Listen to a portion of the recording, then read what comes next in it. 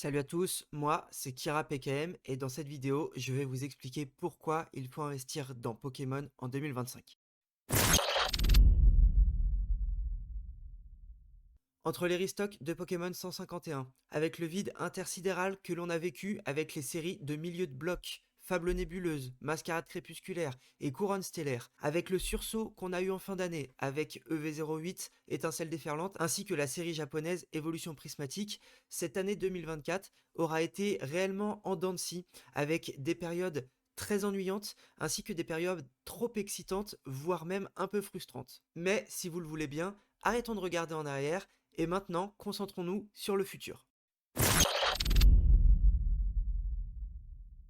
2025, c'est l'année de la sortie de la nouvelle console de Nintendo, que l'on appellera la Switch 2 pour le moment, à défaut d'avoir un réel nom qui est sorti aujourd'hui. Avec cette console, nous verrons arriver dans la même année au moins un nouveau jeu Pokémon. Mais quand je vous dis nouveau jeu, je ne parle pas d'une nouvelle génération, je parle ici d'une sorte de remake, de retour en arrière, car nous allons parler de Pokémon Légende ZA, qui est, on peut le dire à juste titre, il me semble, une suite potentielle de Pokémon XY, la sixième génération. Néanmoins, en dehors de ce jeu qui va sortir dans l'année à venir, il est fortement probable que l'on ait une annonce bientôt, et notamment en février, à l'occasion du Pokémon Day, d'un nouveau remake. Mais quel pourrait être ce remake? De quelle génération pourrait-il venir? Dans quelle région pourrons-nous probablement retourner dans cette année 2025? On a à l'heure actuelle aucune certitude, cependant on a de nombreux indices, de nombreux éléments qui peuvent nous laisser penser au retour de la cinquième génération, que ce soit autant sur les cartes que sur le jeu vidéo. Grâce aux annonces éoliques que l'on a eues sur les séries de cartes à venir en 2025, on peut supposer effectivement qu'un retour à Unis est fortement envisagé. D'ailleurs, plusieurs sets de cartes Pokémon ont été annoncés avec en devanture l'effigie de certains Pokémon clés de cette cinquième génération qui est bien évidemment noir et blanc. On peut parler de la série Battle Partner où on verra illustrer le Reshiram de N que je vous ai déjà montré. Battle Partner qui sortira au Japon le 24 janvier. Le 24 janvier, ça sera peut-être trop tôt pour avoir une annonce de remake 5G, on est bien d'accord avec ça. Mais ce qui est encore plus important, c'est que au cours de l'année 2025 et notamment en juin, on sait qu'une série composée de deux sets complémentaires sortira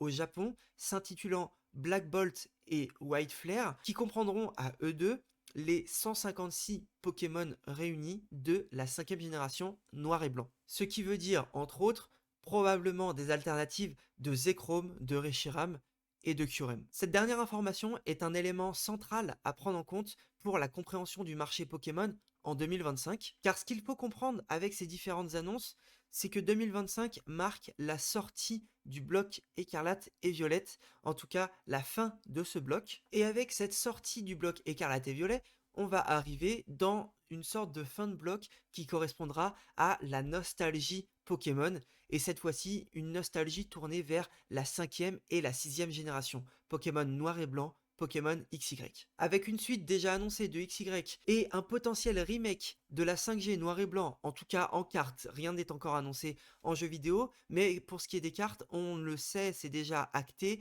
qu'il y aura un remake du bloc noir et blanc, on peut l'appeler comme ça, car on va retourner sur Unis, on va retourner à Unova en japonais, et nous aurons d'ailleurs probablement très bientôt dans l'année des spoils des premières cartes qui seront disponibles sur ces deux sets White Flare et Black Bolt. J'en ferai d'ailleurs des vidéos dédiées à chaque fois que l'on aura des informations pour vous tenir au courant le plus rapidement possible afin que vous puissiez faire vos choix de collection et d'investissement, car n'oublions pas que pour la grande majorité d'entre nous, l'investissement n'est qu'un des supports, n'est qu'une des bases de notre passion commune qui est Pokémon en général et plus particulièrement ici la collection de cartes. Et pour moi c'est d'ailleurs très important de le rappeler car l'investissement Pokémon fonctionne en parallèle de la collection, car effectivement si un set sort et qu'il n'est pas collectionné car il n'est pas intéressant, c'est un set qui ne sera probablement pas intéressant, en tout cas à moyen terme, pour l'investissement. C'est pour cela que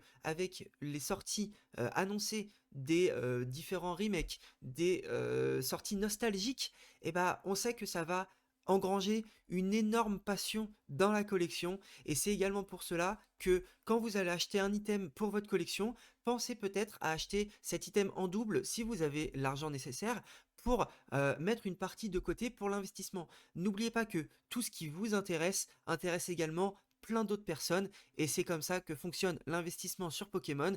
C'est acheter des items qui, vous le savez, fonctionneront dans le futur car ils plairont de plus en plus et ils plairont toujours à une certaine catégorie de personnes. C'est d'ailleurs comme cela que je fonctionne, je n'investis uniquement que sur des séries, que sur des items, que sur des cartes qui me plaisent profondément. C'est d'ailleurs pour cela que c'est assez dur finalement de revendre des items pour ma part, car ce sont des items que même si j'ai acheté à l'origine pour l'investissement, ce sont des items que j'affectionne particulièrement. Chacun est libre de collectionner et d'investir comme il le souhaite. Si d'ailleurs vous ne voulez pas faire rentrer de sentimental du tout dans votre collection, effectivement, il est peut-être plus préférable d'investir dans des choses qui ne vous touchent pas du tout.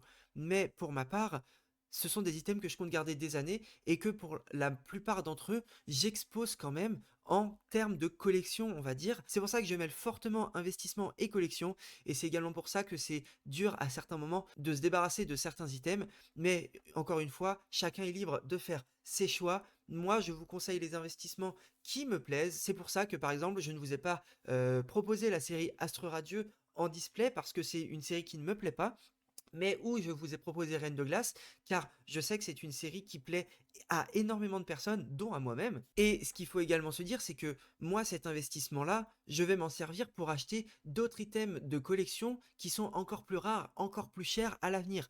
Tant que je ne peux pas mettre la main sur des items qui coûtent extrêmement cher grâce à mes investissements, je continuerai de stocker ces investissements et de les garder dans ma collection, car c'est pour moi le meilleur moyen de lier l'investissement et la passion dans Pokémon. Finalement, avec ce remake 5G qui va arriver notamment en carte et cette série Legend ZA qui va nous propulser dans l'univers de XY à Paris en 2025. D'ailleurs, pour l'instant, on n'a encore aucune information sur une série de cartes Pokémon qui nous renverrait à Pokémon XY. Donc c'est à voir. Pour l'instant, on n'a pas encore d'informations. On n'a que des infos sur la 5G. C'est également pour ça que je vous dis que je pense qu'il y a un monde où on nous annonce un remake 5G pour l'été 2025, car aujourd'hui on a des informations sur ce qui va se passer en été 2025, mais pas encore sur la fin d'année 2025. Bref, on sait qu'avec ces informations-là, on va voir arriver une grosse vague de nouveaux entrants sur le marché ainsi que de revenants. Il ne faut pas oublier que les gens qui sont fans de la première heure de la 5e génération noir et blanc, ils avaient à peu près 7, 8, 9 ans dans les années 2011. Aujourd'hui, c'est des personnes qui ont 20 ans, 22 ans, 23 ans. Ce sont des personnes qui ont un pouvoir d'achat qui est bien plus important qu'à l'époque. Et également à l'époque, c'était très rare de voir des gens acheter des displays, de voir des gens acheter beaucoup de coffrets, même s'ils avaient du pouvoir d'achat. Alors qu'aujourd'hui, pour des gens qui ont moins de pouvoir d'achat qu'à l'époque, les items achetés vont être en beaucoup plus grande quantité et vont être de beaucoup plus gros items. Une personne qui avait 150 euros à l'époque, c'était rare de l'avoir acheté une display en entier, de toute façon parce que c'était rare de pouvoir acheter des displays en entier.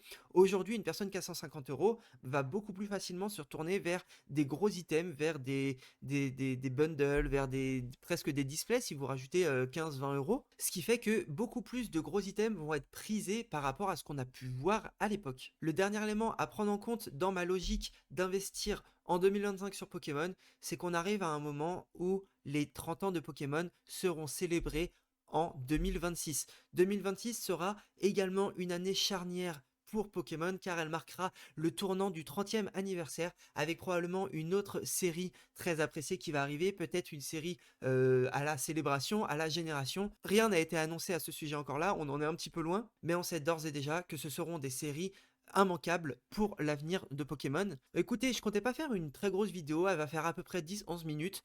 Pendant ces 10 minutes, j'espère vous avoir convaincu de mettre des billes sur les séries Pokémon qui sortiront en 2025, car on sait qu'il y aura une hype grandissante au fur et à mesure de l'année. On va sortir du bloc écarlate et violet pour arriver encore une fois sur des séries qui rappelleront l'enfance de beaucoup d'entre nous. Écoutez, j'espère que cette vidéo vous aura plu. Si jamais c'est le cas, n'hésitez pas à mettre un petit commentaire, à liker la vidéo et à me suivre sur YouTube. N'hésitez pas à vous abonner, ça fait extrêmement plaisir. Ça récompense le travail que je fournis. N'hésitez pas à me dire en commentaire également si cette vidéo vous a plu. C'est un concept un petit peu différent vraiment un peu plus précis et un peu plus sérieux dans la façon d'aborder les sujets, afin que l'info passe le plus facilement possible. Écoutez, j'espère que cette vidéo vous aura plu. Si c'est le cas, encore une fois, n'hésitez pas à me le faire savoir. Je vous dis à demain pour une prochaine vidéo. Ciao.